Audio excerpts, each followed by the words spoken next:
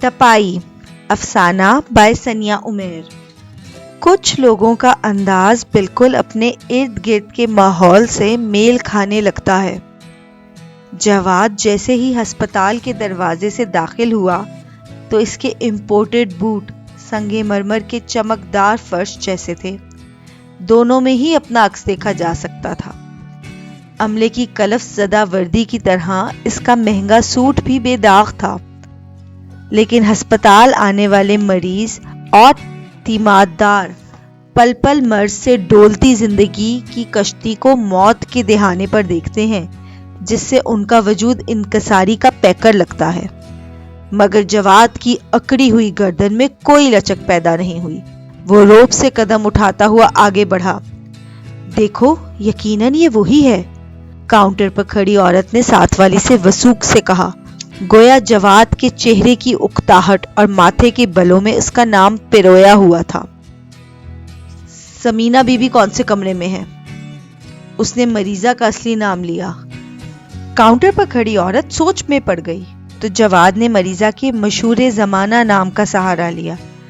مہتاب بیگم کون سے کمرے میں ہے؟ عورت نے سمجھ کر فوراً سمت واضح کی تو جواد بیزاری سے بڑھ گیا۔ 3 دن سے ماں ناساز حالت میں یہی کہتی جا رہی ہے کہ میرے بیٹے کو بلا دو، اور یہ اتنے فون کرنے کے بعد آیا بھی ہے تو یوں جیسے کسی پر احسان کر رہا ہو۔ اس دن کے لیے اولاد پیدا کی جاتی ہے؟ سچ ہے، کچھ لوگوں کے لیے پیسہ ہی ہر رشتہ ہوتا ہے، عورت نے دبے لفظوں میں ساتھی سے کہا۔ پھر بھی اس کی سرگوشی جواد تک پہنچ گئی۔ وہ تو وہاں آنا ہی نہیں چاہتا تھا، اور اس لمحے اس کا شدت سے دل چاہا کہ وہاں سے پلٹ جائے، جیسے سالوں پہلے سمینا اس کے روتے بلکتے وجود سے نگاہ پھیر کر پلٹ گئی تھی۔ وہ بستر پر آنکھیں موندے لیٹا ظاہر کر رہا تھا کہ گہری نیند میں ہے۔ کئی دن سے اس کے ماں باپ کے درمیان ہونے والی چپکلش اس وقت آخری مارکے کی طرح عروج پر تھی۔ قسمت گھر چل کر دروازے تک آئی ہے تو اس کو ٹھوکر کیسے مار دوں؟ ہماری زندگی سنور جائے گی۔ سمینا شادی کے اتنے سالوں بعد بھی اس قدر جاذب نظر تھی کہ ایک فلم پروڈیوسر نے دیکھتے ہی اس کو بڑے پردے پر آنے کی پیشکش کر دی۔ تمہاری مصروفیت بڑھنے پر گھر، بچہ، میں سبھی نظر انداز ہو گئے، اور مجھے فلم انڈسٹری بالکل پسند نہیں۔ میں تمہیں ایسی راہ چننے کی ہرگز اجازت نہیں دوں گا۔ اس کا شوہر بھی گھٹنے ٹیکنے پر آمادہ نہ تھا۔ پھر بحث طویل ہو کر پہلے لڑائی، پھر جنگ میں بدل گئی، جس میں کوئی بھی فریق ہارنے کے لیے تیار نہ تھا۔ سمینا نے شوہر کے خلاف جا کر فلم میں کام شروع کر دیا۔ پیسے کی آمد، رتبہ، ستائش، یہ سب در کھلے تو اس کو ہر طرف اپنی جیت نظر آنے لگی۔ اس کو یقین تھا جلد اس کا شوہر بھی اس کی کامیابی سے مروب ہو کر ہتھیار ڈال دے گا، مگر ایسا نہ ہوا، اور بے شمار ملنے والے ایوارڈز میں طلاق کا تمغہ بھی شامل ہو گیا۔ گھر سے بغیر اجازت قدم باہر نکالنے والی عورت کو ٹھوکر مار کر اس کے شوہر نے بھی جیت پر اپنی مہر ثبت کر لی۔ بس جو شکست خوردہ ہوا تھا وہ تھا جواد کا ننھا وجود۔ وہ اس قدر زخمی ہوا تھا کہ سنبھل نہ پایا۔ کمرے کے دروازے پر ہاتھ رکھ کر وہ پھر شش و پنج کا شکار ہوا۔ پھر اس نے خود کو باور کروایا کہ وہ یہاں صرف اپنی ماں کی خاطر آیا ہے، اس لیے حوصلہ کر کے اندر داخل ہو گیا۔ بستر پر لاغر سی سمینا بے سدھ پڑی تھی۔ اس نے سمینا سے مہتاب بن کر بے پناہ عروج دیکھا تھا، مگر اس کا انجام بھی ہر ایک کی طرح زمین کے 6 فٹ نیچے ہی ہونا تھا۔ جواد نے قریب کھڑی نرس سے سمینا کی تربیت دریافت کی، پھر صوفے پر بیٹھ کر ایک بار پھر ماضی میں کھو گیا۔ سب اسے مبارکباد دے رہے تھے کہ اس کی ماما آ گئی ہیں، تو اس نے بھی خوشی سے سجی سوری دلہن کو دیکھا جو اس کی نئی ماما تھی، مگر یہ خوشی جلد ہی مان پڑ گئی۔ سائرہ اس کے تمام کام کرتی تھی، مگر اس کے وجود میں ممتا کی گرمائش نہیں تھی۔ جواد کو وقت پر کھانا ملتا، اس کا یونیفارم ہمیشہ استری ہوتا، مگر سائرہ میں اس کے دن بھر کے قصے اور بے ربط سوال سننے کا حوصلہ نہیں تھا۔ سائرہ ایک فرمانبردار بیوی تھی جو شوہر کی وفا میں جواد کا ہر کام فرض کی طرح کرتی تھی، مگر اس کا وجود جواد کے لیے اپنائیت سے خالی تھا۔ نتیجتاً جواد ذہنی دباؤ کے باعث نیند کا کچا ہو گیا۔ وہ اکثر ہی رات کو ڈر کر اٹھتا اور دوسرے کمرے میں باپ کے بستر میں آ لیٹتا۔ بس یہاں سائرہ کا بھی ضبط جواب دے گیا۔ شوہر میں شراکت برداشت نہ ہوئی تو اس نے رات کو کمرے کے باہر ایک تپائی بطور رکاوٹ رکھنا شروع کر دی، جس کے باعث جواد نہ تو دروازہ کھول پاتا اور نہ ہی دستک دے کر کھولنے کی فریاد کر سکتا تھا۔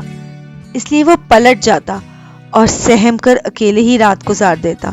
دن گزرنے کے ساتھ جواد کی زندگی کے رنگ پھیکے پڑنے لگے اور سائرہ کے کمرے میں رنگ برنگے ننھے کپڑوں کی آمد ہونے لگی۔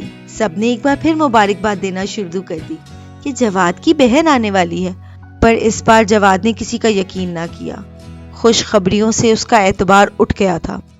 ایک رات شدت پیاس سے سائرہ کی آنکھ کھلی تو چکراتے سر کو سنبھالتے ہوئے اس نے کمرے کا دروازہ کھولا اور بے خیالی میں اپنی ہی رکھی تپائی سے ٹکرا کر اوندھے منہ جا گری۔ 3 دن سائرہ ہسپتال رہی اور گھر میں اس کی گود سونی ہو جانے کا ماتم چھایا رہا۔ جواد بھی 3 رات نہ سو سکا، پھر چوتھی رات سویا تو گرمائش کے باعث مہینوں بعد ایسے سکون سے سویا کہ صبح ہی بیدار ہوا۔ بیدار ہوتے ہی اس نے دیکھا کہ سائرہ اس کے ساتھ اسے لپٹائے ہوئے لیٹی ہے۔ پہلی ٹھوکر سے ہی سائرہ کی آنکھیں کھل گئیں اور اس نے جواد میں اپنی حقیقی اولاد دیکھنا شروع کر دی۔ پھر اس نے کبھی اپنے دروازے کے آگے تپائی نہیں رکھی اور اس کی محبت اور توجہ سے جواد اتنا پرسکون ہو گیا کہ اس نے جلد ہی راتوں کو ڈرنا چھوڑ دیا۔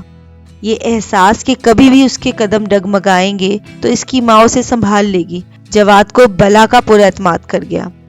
سالوں بعد جب جواد کی شادی کے موقع پر سمینہ نے بیٹے اور بہو سے ملنے کی خواہش کی تو یہ حقیقت کہ اسے جنم دینے والی کوئی اور ہے ایک انکشاف کی طرح اسے یاد آئی۔ سمینہ کے دوبارہ زندگی میں آنے سے کئی کڑوے ابواب کھل گئے تھے، اس لیے جواد نے ملنے سے انکار کر دیا، مگر سمینہ بیش بہا قیمتی تحائف لیے خود ہی چلی آئی۔ سمینہ نے سالوں کی بے اعتنائی کے فاصلے دولت کی بے ساکھیوں کے زور پر طے کرنے چاہے، مگر ناکام رہی۔ جواد کے باپ کی موت کے بعد وہ مسلسل رابطے میں رہنے لگی، مگر بچوں کی پیدائش، ان کی سالگرہ اور دوسرے موقعوں پر لگائے جانے والے اس کے تحفوں کے انبار بھی جواد کے دل سے بچپن کی ان تاریک سرد راتوں کے داغ نہ دھو سکے جو اس نے سہم کر ماں کو پکارتے کاٹی تھی۔ سمینہ عمر بڑھنے کے ساتھ بڑے پردے سے چھوٹی سکرین پر آنے لگی۔ پھر عمر نے مزید اپنا سفر جاری رکھا تو اس کو کام پر آرام کو فوقیت دینی ہی پڑی۔ تب اسے احساس ہوا کہ اس نے جو بویا تھا وہی کاٹنا نصیب ہوگا۔ وہ پذیرائی کی چاہ میں گھر سے نکلی تھی۔ اب تمام دنیا کی پذیرائی بھی گوا کر وہ صرف اپنے بیٹے کے منہ سے ستائش کی خواہاں تھی۔ بڑھتی ہوئی دولت میں وہ خوشی کہاں تھی جو اپنے سامنے اپنے پوتے پوتیوں کو بڑھتے ہوئے دیکھ کر حاصل کر سکتی تھی۔ اس نے جواد اور اپنی بہو کو سمجھایا کہ وہ اس کے ساتھ رہیں اور سائرہ کو اس کے اصلی بیٹے کے سپرد کر دیں۔ سائرہ کی معاف کر دینے والی تربیت جواد کے فیصلے میں شامل ہو بھی جاتی، مگر اس تجویز پر جواد بھڑک اٹھا اور 2 ٹوک کہہ دیا کہ سائرہ ہی اس کی ماں ہے، سمینہ کو اس کے متعلق بات کرنے کا حق نہیں۔ سمینہ نے ایک بار پھر فرار کا رستہ اختیار کیا اور عہد کیا کہ مر جائے گی مگر سوتن کے گھر میں رہ کر اپنی اولاد کی منہ سے اس کو ماں سن کر دن نہیں کاٹے گی۔ اس لیے رابطہ منقطع کر کے اپنے ہی ٹھکانے پر مقیم رہی۔ پر اب جب وہ سانسوں کی بھی محتاج ہو گئی تھی تو قسم توڑ کر بیٹے کو بلوایا۔ پر اب جواد کے لیے سمینہ کا وجود بے سایہ شجر بن چکا تھا۔ وہ اس کی زندگی کو چھو کر اس میں شمولیت کے لیے دستک دیتی اور جب جواد بچپن کی تلخ یادوں کی کڑواہٹ بھلا کر اس کے لیے در کھولنے کے لیے ہاتھ بڑھاتا تو معلوم ہوتا وہ کب کی جا چکی ہے۔ سمینہ کی اس آنکھ مچولی نے سمجھدار جواد کے اندر اب بھی وہ 8 سالہ بچہ زندہ رکھا ہوا تھا۔ وہ سمینہ سے ملنا نہیں چاہتا تھا، اس لیے ہسپتال سے آنے والے فون سن کر ٹال دیتا، ہسپتال کے رستے پہ گاڑی ڈالتا اور آدھے رستے سے ہی واپس موڑ لیتا۔ اگر سائرہ کو اس کی بیٹی سے تمام صورتحال معلوم نہ ہوئی ہوتی۔ سائرہ نے جواد کو آفس سے آتے ہی اپنے کمرے میں بلوا لیا تھا۔ تمہیں یاد ہے جب تم چھوٹے تھے میں اپنے دروازے کے آگے تپائی رکھ دیتی تھی؟ سائرہ کی بات پر جواد نے آنکھیں چرا لی۔ یہ واحد بات تھی جو جواد کو سائرہ کا سوتیلا ہونا یاد کراتی تھی، اس لیے اس نے سالوں سے اس پر کفل ڈالے ہوئے تھے اور سائرہ نے بھی کبھی یہ موضوع نہ چھیڑا تھا۔ اب جواد کے ماضی کی ایک گرہ کھلنے والی تھی۔ ہم سب کے اندر ایک فرعون ہوتا ہے جو کہتا ہے کہ ہم اپنی قسمت لکھنے پر قادر ہیں، جو ہمارے گناہوں پر ہمارے دل کو تسلی دیتا ہے کہ وہ ضرورت ہے۔ میں نے بھی ضمیر کی ملامت کو نظر انداز کر کے تپائی رکھنا شروع کی تو بے خبر تھی کہ میں ممتا اور محبت کو اپنے در سے داخل ہونے سے روک رہی ہوں۔ لیکن میں جلد سنبھل گئی۔ سمینہ بدقسمت تھی جس نے اپنے فرعون کی پرستش شروع کر دی۔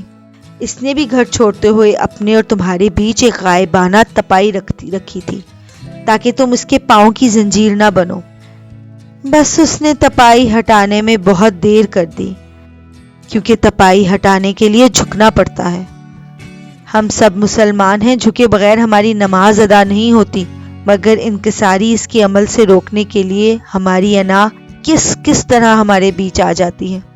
سمینہ کو بھی جب تمہارے اور اس کے بیچ رکھی تپائی ہٹانے کا موقع ملا تو اسے تمہاری محبت میں میری شراکت برداشت نہ ہوئی اور وہ پلٹ گئی۔ جانتے ہو، کہیں نہ کہیں ہم سب فاصلے بڑھانے کے ذمہ دار ہوتے ہیں۔ پہلی تپائی سمینہ نے رکھی، دوسری شاید تمہارے باپ نے، تیسری نہ جانے کس نے۔ دیکھتے ہی دیکھتے تپائیوں کا ڈھیر لگ گیا جس کو ہٹانے کی کسی نے کوشش نہیں کی۔ تمہیں اپنے اور سمینہ کے بیچ کی تپائی ہٹانی ہے۔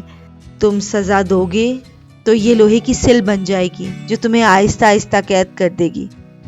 وقت گزر گیا تو تم چاہ کر بھی تبدیلی نہ کر سکو گے۔ تمام عمر ناخنوں سے لوہے کی سل نوچتے رہنے سے بہتر ہے کہ اسے معاف کر دو۔ سائرہ تحمل سے سمجھا رہی تھی اور جواد سر جھکائے بیٹھا تھا۔ ہسپتال جاؤ، اس کی بات سنو۔ جو سالوں کا بوجھ تم دل میں لیے پھرتے ہو، کیا خبر اس کی تلافی اسی میں ہو۔ اور اب وہ سمینہ سے 2 فٹ دور بیٹھا تھا۔ سمینہ کے جسم میں حرکت شروع ہوئی تو جواد اس کے پاس جا کھڑا ہوا۔ سمینہ کی آنکھیں اپنے بیٹے کو سامنے دیکھ کر نم ہو گئیں۔ اس نے ٹوٹے فکروں میں ماضی کی غلطیوں کی معافی مانگی تو جواد نے معاف کر کے خود کو بھی ہلکا پھلکا محسوس کیا۔ میرا مرض لا علاج ہے، مگر میری بے سکونی کا علاج تمہارے پاس ہے۔ ایک بار مجھے بچپن کی طرح امی کہہ کر بلا دو۔ سمینہ 40 سالہ جواد میں 4 سال کا بچہ دیکھ رہی تھی۔ جواد جانتا تھا کہ اس کا ایک لفظ ان کے بیچ کی تپائی کو نیست و نابود کر دے گا، مگر ایسا کرنا اس کے نزدیک سائرہ سے بے وفائی تھی۔ حقیقت جو بھی تھی، لیکن وہ سائرہ میں ہی اپنی حقیقی ماں دیکھتا تھا۔ پھر اسے یاد آیا کہ یہ سائرہ کی بھی خواہش تھی۔ نہ جانے جواد نے پیدا کرنے والی کی آرزو کا احترام کیا یا پالنے والی کا مان رکھا، مگر حقیقت میں اس نے دل کی گہرائی سے سمینہ کو امی کہا تو اس نحیف وجود میں اطمینان کی لہر دوڑ گئی۔ وہ جواد کا ہاتھ تھامے مسکراتے چہرے کے ساتھ پرسکون ہو کر موت کی آغوش میں گئی، اور جواد نے اس کے جنازے کو سہارا دے کر اپنی محرومیاں اور نفرتیں بھی اس کے ساتھ ہی دفنا دی۔ کئی سال کے بعد اس رت جگہ کے مارے 8 سالہ بچے کی وجود کی باقیات آزاد ہو کر سرد پڑ گئیں، اور وہ ایسے سکون قلب سے آشنا ہوا جس کی کمی کا اسے احساس تک نہ تھا۔